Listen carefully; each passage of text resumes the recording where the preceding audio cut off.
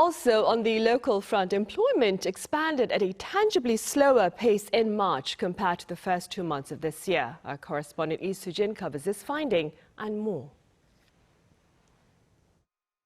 South Korea's on-year job growth in March fell below the 200,000 range, the lowest rise in more than 3 years.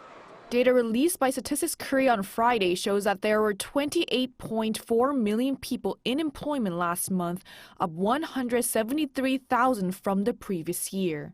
This comes after on-year job growth was in the 300,000 range for both January and February. And it's the lowest seen since employment figures fell in February 2021 during the COVID-19 pandemic. This is mainly due to base effect from job figures in the March period from 2021 to 2023, seeing large on-year rises, as well as the decrease in employment in the agriculture and fisheries sector due to abnormal weather patterns.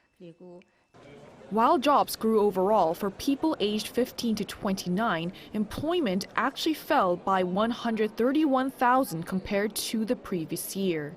That's the largest on-year drop seen since July last year, and employment of 40 to 49-year-olds also fell on year.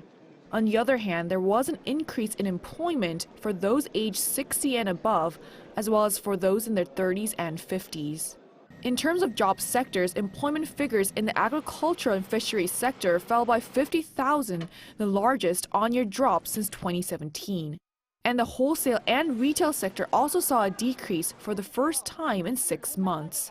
But the manufacturing sector, after tumbling last year until November, recorded a rise for the 4th consecutive month in March with the addition of 49,000 jobs.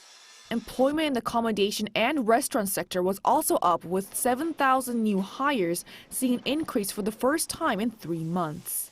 Meanwhile, March's unemployment rate stood at 3%, 0.1 percentage point up from the year before, rising for the 5th straight month.